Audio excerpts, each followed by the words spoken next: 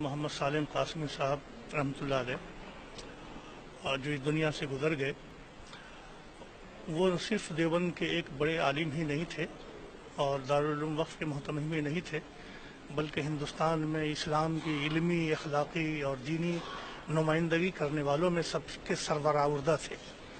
उन्होंने एक तवील तदरीसी खिदमत अंजाम दी दारुल उलूम देवबंद के ज़रिए और पूरे मुल्क के मुसलमानों की और बल्कि गैर मुस्लिमों की रहनुमाई के लिए मुसलसल खुतबात, तकरीरों और वाज़ और हिदायतों के ज़रिए उन्होंने हिंदुस्तान की रहनुमाई की। ख़ास बात उनकी ये थी कि कभी उन्होंने कोई इख्तलाफ की और दो कम्यूनिटी के दरमियान या दो तबक़ों के दरमियान इख्तलाफ की कभी बात नहीं की।